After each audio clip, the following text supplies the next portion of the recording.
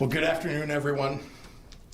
I want to start by making sure that everyone is aware of the disappointing decision that came down from the nation's highest court yesterday, allowing the Trump administration to end the 2020 census 2 weeks early. In the words of dissenting Justice Sonia Sotomayor, the harms caused by rushing this year's census count are irreparable. In normal times, the census is a monumental undertaking, and the pandemic has brought countless new challenges. The consequences of this decision will reverberate for at least the next 10 years. So to every Illinoisan who is watching and listening, here's what you can do. The new census count ends tomorrow. The time to fill it out, if you haven't already, is right now. The time to encourage your friends and neighbors to get counted is right now. Pick up your phone and go to my2020census.gov or call 1-844-330-2020. It takes less than 10 minutes. Make your voice heard by getting counted. And now for today's COVID-19 update briefing. I'll kick us off with a little good news. Illinois is now averaging more than 60,000 tests a day for the last 7 days, meaning we test more than 3 times as much as the average state in the United States. And the vast majority of test results are being returned within an actionable period of time. Unfortunately, all 11 regions have seen an increase in positivity compared to where we were at last week's update. Statewide, our positivity rate has grown by more than 1 full percentage point in the last week alone.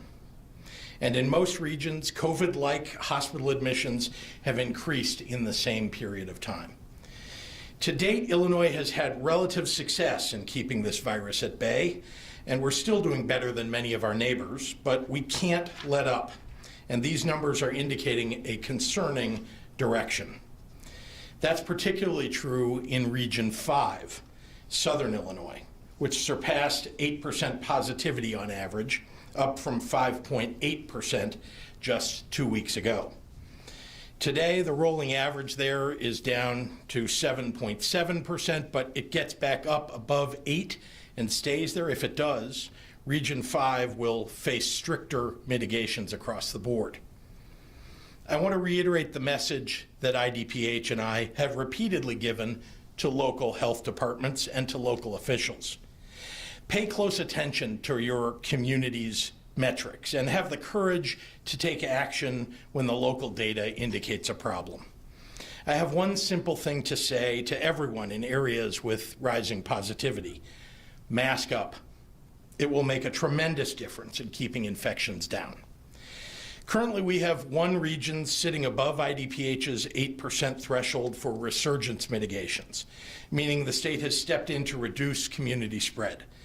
That's Region 1, home to Rockford, Dixon, and Galena, and it entered tightened mitigations on Saturday, October 3rd, and has continued to see positivity rates climb at a consistent pace, now up to a rolling average of 10.1%. Hospital admissions in the area have stabilized after 2 weeks straight of growth. To the residents of Region 1, we're rooting for you. Each of you have a direct role in making a change to bring your numbers down. Region 4 and Region 7 have demonstrated that it is possible to bring down that positivity rate with the tools that we know work, and they're within your power. Wear a mask. Keep some physical distance, and encourage those who flout public health guidance to act with consideration for the entire community. With that in mind, I want to take a moment today to discuss the imminent holiday season.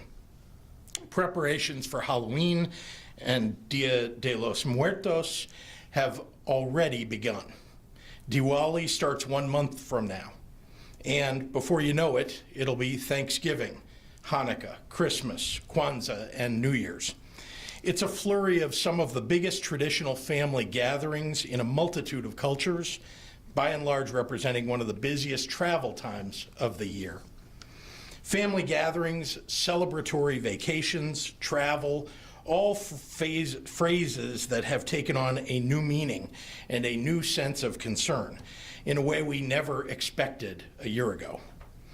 But just as was true for Easter and Eid and the 4th of July, this virus doesn't make exceptions for traditions. Yesterday, the CDC director reiterated a concern that epidemiologists have been expressing for weeks now. Small family gatherings are one of the most prevalent ways that the virus is being transmitted. He expressed his concern, the director did, so that families will take special precautions as they make Thanksgiving plans. There is no free pass in this season of giving when it comes to COVID-19. When confronted with decisions about the upcoming holiday season, many people who have erred on the side of caution up to now might face new temptation to let their guard down. Well, let me be blunt. This virus isn't taking a holiday. It only wants to find new hosts. And if you think it's okay to let your guard down because some people seem fine after they got COVID-19, I'll remind you that many young people in their 20s and 30s and 40s are experiencing long hauler symptoms of this virus: pulmonary issues, months-long breathing and coughing issues, exhaustion. Even for healthy young people, that's not a walk in the park, so don't treat it like one. The safest thing you can do simply is to take precautions. Dr. Ezike and I want to be with our families and friends during this holiday season too. We're all human beings, and we all want to see and spend time with our loved ones whom we've spent the better part of a year worrying about. So today, IDPH is releasing guidance and recommendations from medical experts on how to have Thanksgiving and other holidays safely. The recommendations cover subjects like travel considerations, overnight guests, holiday shopping, and celebratory meals. I've asked Dr. Ezike to outline some of that guidance for you today. So, ladies and gentlemen, Dr. Ezike. Thank you, Governor.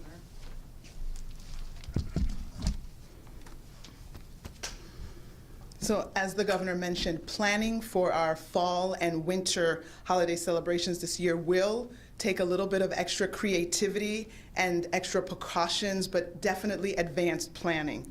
The safest way to celebrate with the members of your household is to connect with people outside of your household virtually. But I know, we all know, that many people will be gathering and getting together with family and friends. So I'd like to provide some tips on how we can do that a little bit more safely. First of all, if you're traveling, if you have to get to the location, think about how you will travel. Whether you're traveling by plane, recognize that there are lines in security in the airport terminals, and try to observe the 6 feet of distance. Remember that there may not be the potential to have the 6 feet of distance on the plane. Traveling on buses, traveling on trains, that can also involve sitting within 6 feet of others for any length of time. Traveling by car might mean that you have to make stops for gas, for food, bathroom breaks. All of these forms of travel can be made safer if you use your mask and continue to wash your hands. So now if you're actually hosting a holiday gathering, try to have as many activities outdoors as the weather will permit. Limit the number of people. Be reasonable when you're thinking of the planning in terms of how many people you can safely accommodate. Remember to increase air circulation indoors by opening windows as much as possible. Remember, if people are coming to your home from out of town, or you yourself will be going out of town, try to see if you can limit your exposures in the preceding 2 weeks. The fewer exposures people have, the lower the likelihood of catching the infection. When it comes to shopping, whether it's for food, for that special host gift, whether it's other kinds of gifts, consider going to stores at off-peak times that won't be as crowded. Or better yet, don't forget the option to order online. or call your local store and then drive up and pick it up. Browse websites for local stores to shop for gifts. Again, when you're planning that special meal, think about the seating arrangement. First of all, you're thinking about how many people you can safely arrange in your home, and see if you can keep members of the same household together and separate other households. You could even try using smaller tables, or even spread out the celebration over multiple rooms in the house. When serving food, think about how that will be done, whether it'll be buffet style. You might want to remind everyone, if it's going to be buffet style, that the utensils that are now being shared, that everyone wash their hands before eating. Otherwise, think of having the food already plated and given to your guests. Try to limit the number of people that might go into a smaller area, like into the kitchen. We all want to be around our family and friends during the holidays, but if you are sick, please understand that you need to stay home. Don't assume that your symptoms are not serious. Don't assume that they aren't COVID. Don't assume that you're not contagious. Take the better decision, and if you are sick, please stay home. We don't want to have our holidays marred by tragedy on the back end. We want to stop this spread of COVID. Since yesterday, 2,862 new cases were identified and 49 additional lives lost. In Illinois, a total of 327,605 cases have been reported to IDPH, and now 9,074 deaths as our total. 1,974 people were reported in the hospital overnight with COVID-19. Of those, 390 were in the ICU and 153 were on ventilators. In the last 24 hours, 52,669 lab tests were reported, for a total of 6,463,923 total tests. Starting tomorrow, IDPH will begin reporting on our website both molecular and antigen tests, both of which are diagnostic tests to diagnose COVID-19. Neither of these are the antibody tests, which represent previous infection. Antibody tests are not going to be included in the count and have not been included in any previous counts. Until now, the numbers you see every day, like today's reporting of 52,669, has only reflected the molecular tests.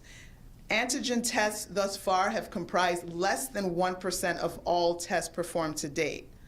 But with more rapid antigen tests being deployed to the states from the federal government and other sources, and an updated national case definition that says a person that tests positive with an antigen test counts as a probable case, we will see the number of antigen tests increase.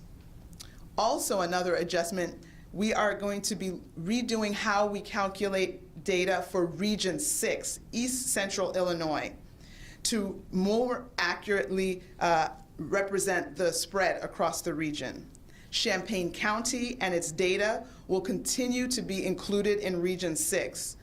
What will be removed is the University of Illinois Urbana-Champaign saliva testing. That will be broken out separately. This will allow us to better identify testing needs and trends in that region. And finally, as always, wash up, back up, i.e. maintain your distance, mask up, and sleeve up as a reminder to get your flu shot. Thank you. And now the comments in Spanish. Planeando para los días festivos este año, requerirá un poco de creatividad y algunas precauciones adicionales. La forma más segura de celebrar es con miembros de su casa y conectarse virtualmente con otros. Pero sabemos que para muchos las fiestas se tratan de familiares y amigos. Por eso queremos compartir algunos consejos sobre cómo celebrar de manera más segura. Si planeas viajar largas distancias, piensa en cómo viajarás con seguridad. Si vas en avión, reconozca que habrá filas de seguridad y en las terminales de aeropuerto hay posibilidad de no poder distanciar en el vuelo si está lleno. Viajar en autobuses y trenes puede implicar estar sentado a 6 pies de distancia de otras personas durante cualquier periodo de tiempo. Y viajar en automóvil podría significar paradas en el camino para tomar gasolina, comer o ir al baño. Si está organizando una reunión navideña, trata de tener tantas actividades al aire libre como lo permita el clima. Limitar el número de personas y intente aumentar la circulación de aire en el interior, abriendo un par de ventanas. Cuando van de compras, si sea para comida, para esa gran cena o para regalos, intente ir en horas de menor actividad. O mejor, vea si puede ordenar por internet. Para cualquier cena que tengas, piense en la posición de los asientos. Mantenga a los miembros de la misma casa juntos y trata de poner espacio entre una familia y otra familia. Cuando sirva comida, evite la propagación con estilo buffet y considere que una persona sirva toda la comida para que varias personas no manipulen los utensilios para servir. También trata de limitar la cantidad de personas que entran y salen de las áreas donde se prepara la comida, como la cocina o el comedor.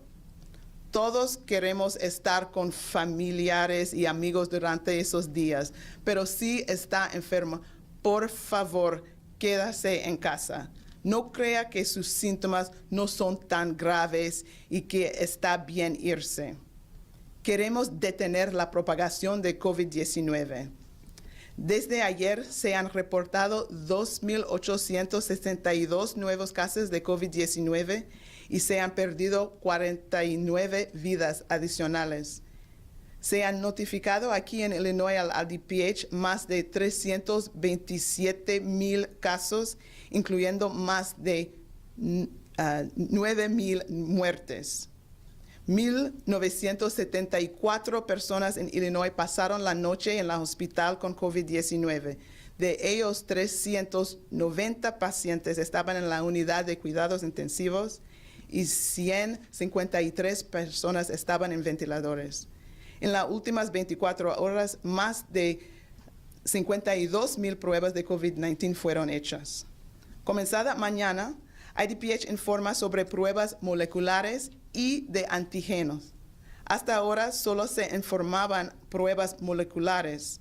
Las pruebas de antígenos representaban menos de 1% del total de pruebas realizadas, pero con más pruebas de antígenos rápidas y una definición de casa nacional actualizada que dice que una persona solo necesita una prueba de antígeno positiva para ser considerada un caso probable, anticipamos ver un aumento en el número de pruebas de antígenos. Además, hoy estamos ajustando cómo se informan los datos de la región 6, centro-oeste de Illinois. El condado de Champaign y sus datos seguirán estando incluidos en región 6, pero las pruebas de saliva de la Universidad de Illinois Urbana-Champaign serán separados. Esto nos permitirá identificar mejor las necesidades y tendencias de prueba en la región. Y finalmente, como siempre, por favor, recuerde ahorita los 3 M's. Manos, lávense las manos, mantenga su distancia y máscaras, usa máscaras todo el tiempo. Muchísimas gracias. And with that, I will turn it over to Governor Pritzker for questions.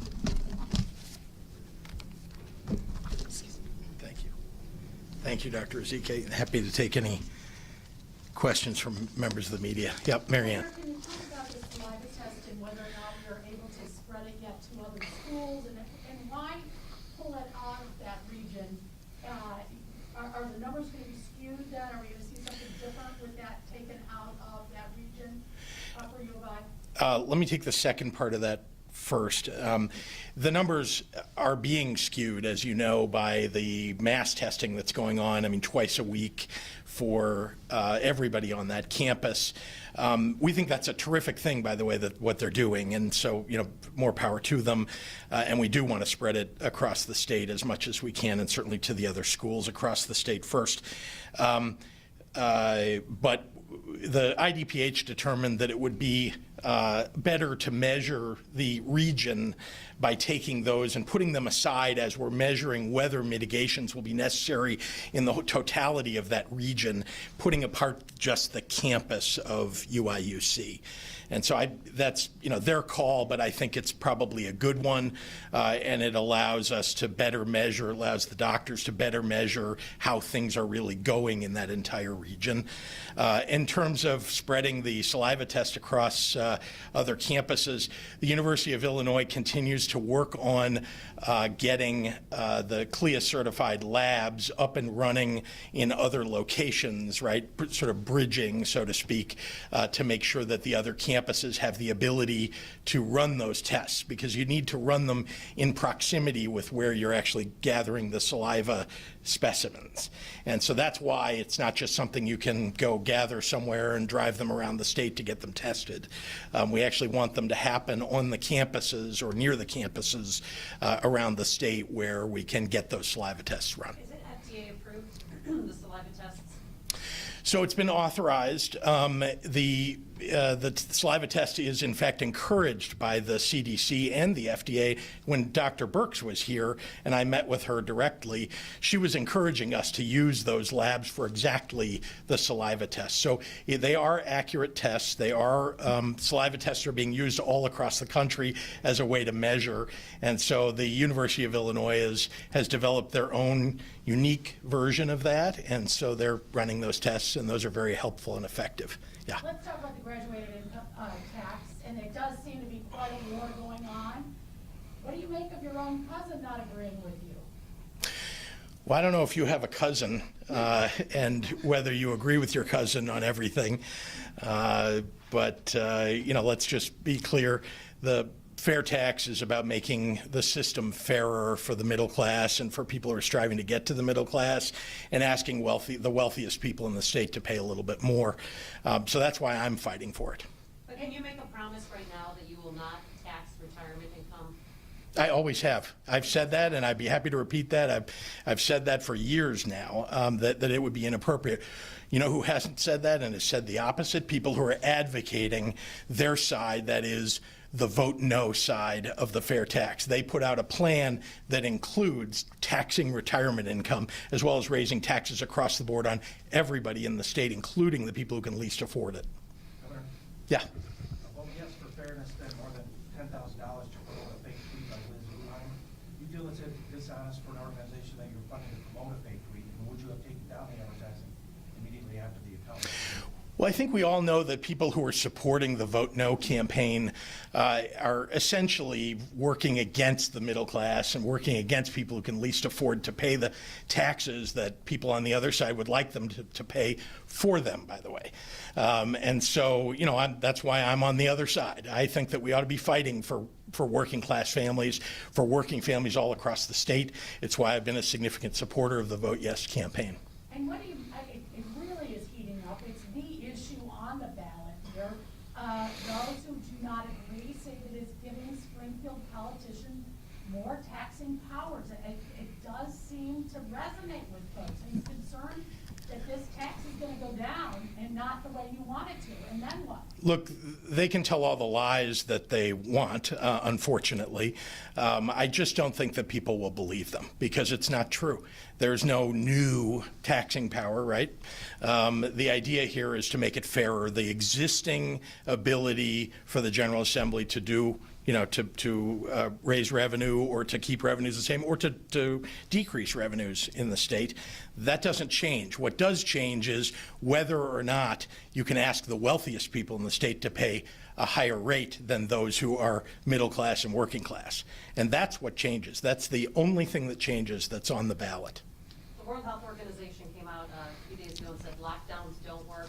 The CDC just released a report saying, excuse me, 85% of COVID patients always or often wore masks, 70.6% wore masks religiously. So how can you explain and justify what we're doing here in Illinois? Well, actually, we followed exactly what the head of the WHO recommended, which is that you use those early months when you don't know anything about a new pandemic as the moment in which you want to put a stay-at-home order in place, and then figure out how you're going to move forward so that people don't get infected and go into the hospital and go onto a ventilator and die, or at least to try to diminish it, and figure out how you're going to treat people as well as prevent them from getting worse. So we've done exactly that. I mean, you've seen that we've moved from an original stay-at-home order to a Restore Illinois order that's moved us along in terms of reopening things. We're in a masking campaign now, right? You've seen the ads on television. I've been up here every day, or at least I was every day, now virtually every day, talking about everybody needs to wear a mask, everybody needs to socially distance. We're doing everything that we can to try to prevent more people from getting COVID, and I think the WHO, in fact, there was a fact check on that that determined that precisely what I'm saying is precisely what this the WHO director said. Dr. Zike, can I ask you a couple questions? And what about the holiday steps, and then I have a different one? I know people are looking for direction, and I do think that you're offering a little guidance, but it's still pretty vague.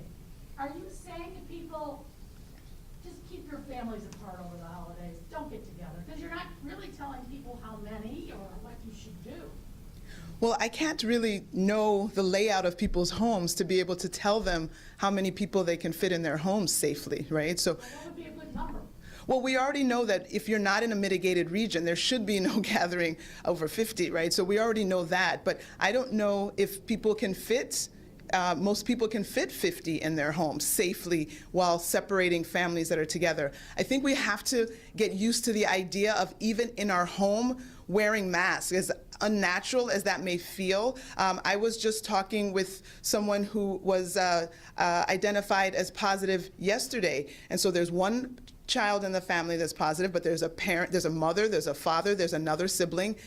We don't know of those other 3 people who's incubating, who's already positive. Like, they all have to be on quarantine now. I said, start masking now. Maybe 1 of you will only get it, maybe 0 of you. If you mask now, you could try to affect the eventuality of having all 4 people have it. So there's a lot that we can do, and so the masking, whether it's part of the holiday celebration, whether it's when you have 1 person in the household infected, there are things we can do. But for me to say, have only 8 people at Thanksgiving, you might have a giant space where you could do more. So I don't think I can be much more prescriptive than that, but imploring people to use their best judgment, to discuss and plan ahead of time. Let people know ahead of time that we're going to be using masks. Bring your masks, because if you're not eating or drinking just to keep everybody safe, that's the best way to go forward. We have too many personal celebrations that have ended in tragedy, where people have gotten sick. I know of a party, there were 20 guests. 10 people ended up positive. 1 person is already hospitalized now. There are funerals that have ended up in additional funerals. Like, that's not the goal of any of these events. And so if this is what I can share to try to decrease that, that's what I'm sharing. Can I ask you as well about sports? There's so many wondering. I know we've talked about it 100 times, but I need to ask you one more time. And what role, if any, are you playing in whether there will be winter sports, especially basketball? Will they play with masks? And there are those raising questions because your daughter plays basketball. I just have to ask you, what's the latest on winter sports and especially basketball? Yeah, so we will have all that information released very shortly. I know many people are waiting on that information, so we can't tarry or delay, because decisions have to be made and people need to govern themselves accordingly. So more to come. As soon as we have the information to share with you, that will be put out. Well, then why was basketball a medium risk sport when lacrosse is a high risk sport? What's the science and data behind that? I think we followed the National Federation of High School Sports Association. I think it lined up. I didn't go through each one and try to find reclassifications. I'm hoping that they all stayed consistent with the National Federation High School Sports Association's guidelines. If I may, I'm sorry, do you want to, Dr. Zike? Go ahead. If you want to. Dr. Zike, just while you're up there, actually. Sure. I've got several questions from other reporters as well. This statewide death data for the first 9 months of this year show that there have been more than 12,000 excess deaths this year. Roughly 3,500 were not classified as COVID-related. What does that tell you about the deadly side effects of this pandemic and what the state is actually doing about it? No, that's a great question. So we have looked internally. I've discussed with the governor these numbers as they appeared month over month in terms of excess deaths. For anyone who might not understand, is the average number of deaths that we usually had in a time period compared to previous years. And so when we looked at 2018 and 2019, averaged what the deaths were month to month, and then we looked at what we were seeing in 2020, this year of COVID, if you will, we could see that there were significantly more deaths than before. And so again, you can postulate that these are all unintended consequences of COVID, but they are. So some of them will be COVID deaths that were not diagnosed when we didn't have the robust testing. Some of them will be people who may have had, because of the devastation of this really traumatic event that we're going to, have had overdoses. We know that overdoses have increased. Some of it may have been people not seeking care because they were scared of COVID. So it's a conglomerate of all of those things that have caused the deaths to be much higher than they have been in previous years. Why aren't we counting COVID antibody tests, or positive COVID antibody tests? Because wouldn't that give us a real positivity rate? Right, so we are just separating out diagnostic tests. That is what, I mean, I don't have a problem with sharing antibody numbers. We have the CDC and other entities that are trying to calculate what the antibody positivity rates are for our state, for various other states, so that we can get an idea of maybe, you know, again, not knowing exactly how long the antibodies stay, they may be a partial picture of the situation, but we don't know if the antibodies will wane and such that maybe it's an underestimate, but we the more data the better, right? The more data the better, but that is not a diagnostic test, and so sticking with the diagnostic test just for consistency, that's what we'll be reporting now. I don't have a problem with later sharing what some of the antibody results show for our state. Again, there's no data that we're trying to hide. Thank you. Dr. Zeke, and I'm not sure if this is part of what you were just asked, but the USA Today article that talks about there were more outbreaks than really what we had been reported. Why not report what happened at Great Lakes and other prisons and just why are we now hearing about this? This is a USA Today story. Why not report the specific locations of more outbreaks? So we obviously keep track of outbreak data. We have an ORS outbreak reporting system where that information is listed. So we are looking at outbreaks. We are, assembling all of that data to see where our outbreaks have been. Over the long haul, we know that correctional facilities and other congregate care settings, like long-term care settings, have been hard hit. But I will highlight that for our long-term care settings, our nursing homes, while the deaths have increased over the last 4 weeks, which is not a good sign at all, we have seen the number of deaths in nursing homes decrease. So we are taking care of our seniors and trying to keep them as safe as possible. But again, the rest of the population continues to be at risk, and we need to keep masking so that we can keep our cases down, which eventually will bring down our hospitalizations and our deaths. If you look at the Cook County Medical Examiner's, report, there's 2 people who committed suicide. They put them down as a COVID death. There's a person who got in a scooter accident. They were labeled as a COVID death. That's why some people are having a hard time grasping these numbers, because it just doesn't seem to be accurate. Yes, and so I have looked at that, and I share that concern. And so when we have looked at all the deaths that have occurred, unfortunately there were over 9,074, we have looked at which of those were related to an accident, which of them were obviously not proximately related to the COVID. And as I think I've shared that before, that it was less than 6% of those deaths were in that category where it was an accident or homicide, something where the COVID diagnosis was not the proximal cause of death. So yes, there are some other that are included, but those are not the 99.9% of the cases of the deaths that we've had. All right, we'll take one more. Governor, have you met with any of the high school athletes who wanted to meet with you? I know they have met out in the state of Washington. The governor there has decided not to let sports happen. What about meeting with the athletes who really want to talk to you? Well, I have talked to people who are concerned about this. They're the adults engaged here, and I, and I am deeply concerned. I mean, honestly, COVID has interfered with so many things that are normal in our lives, right? And so I am obviously concerned to try to bring back or to expand the ability for people to participate in the things that they normally do. And that's why even as they're looking at high school sports for the winter, I know that they're contemplating, how best to bring things back and make sure that more sports rather than less could be allowed. But that is a medical decision, just to be clear. It is not, should not be a political decision. It should be a decision that's made by people who understand better than any politician how this virus spreads and how it can spread and among young people. Indeed, I was on a call last night with a number of, or yesterday, with a number of governors from around the country, both parties. And to the person, they have experienced outbreaks in high school sports or that have been caused by high school sports. And that's something that they're all looking at how to deal with when they've already allowed it. And it's a concern, obviously, for all of us to make sure that not only the kids, but all of their families and the teachers are kept safe. Governor, parental decision, Governor. Sir, before you go. I'm sorry. Several people have been asking, speaking about the governors. Since the militia cases targeting these Democratic governors in Virginia and Michigan, do you feel more at risk for yourself and for your family? And have you ever, is there any record of any kind of militia threatening you or reaching out to you or anything like that?